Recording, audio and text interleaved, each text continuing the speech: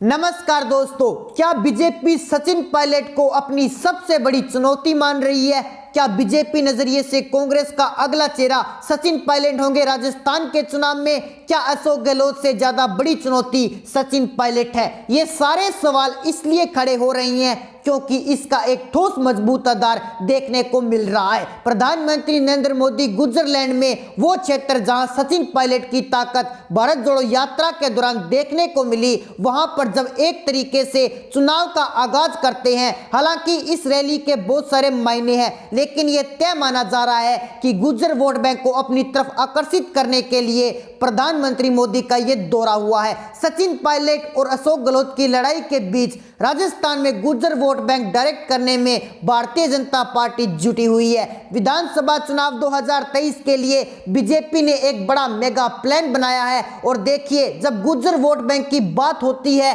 तो बात किसकी होती है? बात होती है सचिन पायलट की। सचिन पायलट को लेकर गुज्जर नेताओं ने मांग उठाई है, गुज्जर कार्यकर्ताओं ने मांग उठाई है, बड़ी तादाद में हमारा सीएम कैसा हो, सचिन पायलट जैसा हो, जैसे नारे भी लगा रही हैं। इन सब के बीच में यह बात बहुत ही स्पष्ट है कि सचिन पायलट बड़ी चुनौती बीजेपी के लिए हो सकते हैं। कांग्रेस का चेहरा बनकर अभी तक कांग्रेस की तरफ से यह तय नहीं हुआ है, लेकिन आलाकमान की जो सोच रही है सचिन पायलट को लेकर वो कुछ ऐसी ही है। सचिन पायलट खुद भी तैयारियों में जुट चुके हैं। पीएम मोदी ने आज भगवान देवनारायण जी के जन्म स्थान मालासेरी डूंगरी का दौरा किया, जो गुज्जर समुदाय का एक पवित्र स्थल है।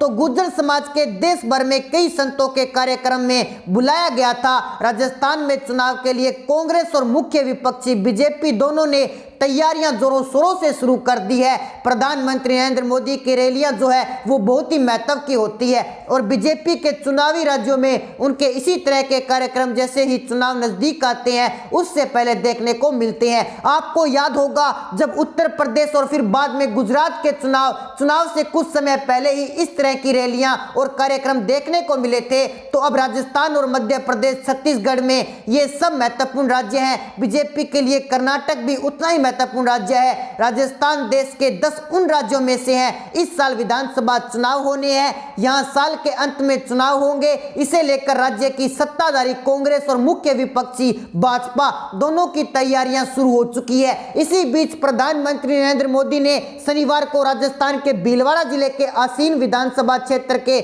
मालासेरी गांव में श्री देवनारायण जी के 1111 अवतार दिवस समारोह में लोगों को संबोधित किया। प्रधानमंत्री मोदी ने लोगों को भला देव जी के बारे में बताया। उन्होंने कहा कि भगवान देवनारायण ने जो रास्ता दिखाया वो विकास का रास्ता है। आज देश उसी रास्ते पर चल रहा है जो उपेक्षित रहा, वंचित रहा। आज देश उनके साथ लेकर चल रहा है। आज हर लाभार्थी को पूरा राशन मिल रहा है, पूरा सहयोग मिल रहा है, या सरकार की तरफ से योजनाएं मिल रही है। आज की चिंता भी आयुष कार्ड ने दूर कर दी है। बैंक से लेन देन बहुत ही कम लोगों को नसीब होता था, सभी के लिए बैंक के दरवाजे खोल दिए हैं। प्रधानमंत्री नरेंद्र मोदी ने मालासेरी मंदिर पहुंचकर भगवान देवनारायण जी की पूजा की। पुजारी हेमराज में मंदिर के बाहर पीएम मोदी ने मंदिर में बैठकर आशीर्वाद लिया और बाद में आरती वंदना भी की। दान पत्र में अपनी ओर से राशि भी प्रधानमंत्री मोदी जी ने डाली।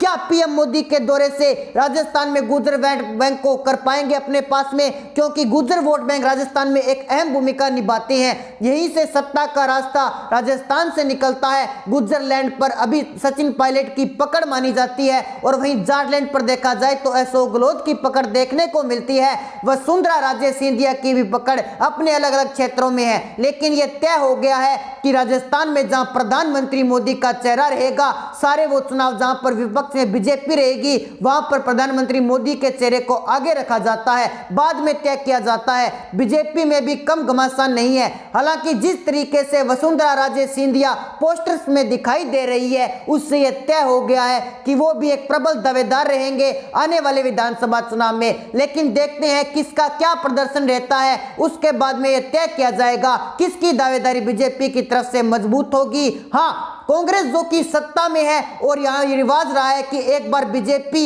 एक बार कांग्रेस, एंटी इंपेंसी भी है। ऐसे में कांग्रेस रिपीट करती है, जिसका दावा अशोक गहलोत भी कर रहे हैं।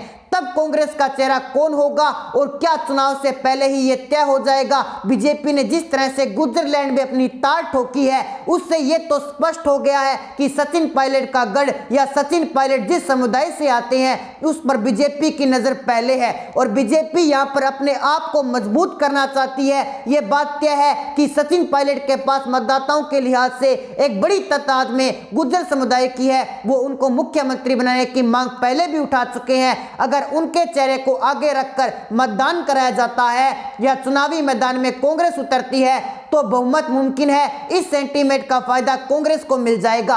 राजस्थान में गुर्जर मतदाता करीब 12 लोकसभा और 50 विधानसभा सीटों पर असर डालते हैं। ये 12 लोकसभा सीटें बहुत ही महत्वपूर्ण रहेगी और साथ ही साथ 50 विधानसभा सीट भी जिनमें अभी चुनाव होना है। भाजपा के पास इन समुदायों में से 25 में से केवल एक सांसद सुखबीर सिंह जौनपुरिया है। 2018 के विधानसभा चुनाव में भाजपा का एक भी गुर्जर उम्मीदवार नहीं जीता था। अब समझ सकते हैं कि बीजेपी कमजोर है इस क्षेत्र में। कम से कम पिछले नतीजों के आधार पर कांग्रेस पायलट वोट बैंक में बड़ी सेंध की तैयारी की जा रही है। बीजेपी प्रधानमंत्री मोदी के इस दौरे के जरिए राजस्थान में कांग्रेस पार्टी के वोट बैंक में बड़ी सेंध लगाने और सचिन पायलट का गुर्जर समाज पर प्रभाव कम करने के लिए जुट चुकी है। 2018 विधानसभा चुनाव में सचिन पायलट की सीएम पद पर दावेदारी के कारण बीजेपी ने जिन 9 गुर्जर नेताओं को टिकट दिए सभी को हार का मुंह देखना पड़ा था। जबकि कांग्रेस के 12 में से 18 गुर्जर प्रत्याशी जीत गए थे। तो गुर्जरों में कांग्रेस की गहरी पकड़ है और इसी की बहुत ही बड़ी वजह सचिन पायलट है। लेकिन सचिन पायलट जिस तरह से आलाकमान के साथ में राहुल गांधी के साथ नजदीक दिखते हैं और उनको लेकर आलाकमान कांग्रेस आलाकमान की सोच भी दिखाई पड़ती है, उससे तो ये तय है कि सचिन पायलट बहुत कॉन्फिडेंट हैं कि आगामी चुनाव में उनके चेहरे पर कांग्रेस चुनाव लड़ सकती है। और बीजेपी की सोच भी कुछ ऐसी ही दिखाई दी है। जिस तरह से उनके गुर्जरलैंड से पहले सेंध लगाने की कोशिश की गई, 2018 में सचिन पायलट के लिए गुर्जर मतदाताओं ने कांग्रेस को एक तरफा वोट दिया था। तब गुर्जर समाज से आने वाले सचिन पायलट कांग्रेस के अध्यक्ष थे। विशेषज्ञों का मानना है कि पायलट के मुख्यमंत्री बनने की संभावना को देखते हुए गुर्जर मतदाताओं ने 2018 में कांग्रेस को एक तरफा वोट दिया था। अब भाजपा प्रधानमंत्री के चेहरे के दम पर इन मतदाताओं को अपने ओर लाने की कोशिश भी कर रही है। तो दोस्तों, ऐसे में आपकी जो भी राय है आप हमें कमेंट सेक्शन में जरूर बताएं। अगर आपने अभी तक हमारे चैनल को सब्सक्राइब नहीं किया तो हमारे चैनल को सब्सक्राइब जरूर कर लीजिए। साथ ही बेल आइकन को प्रेस कर दीजिए ताकि राजस्थान से जुड़ी हर लेटेस्ट अपडेट विधानसभा की आपके तरफ पहुंच सके। मिलते हैं एक नई अपडेट के साथ, तब तक के लिए जय हिंद, जय भारत।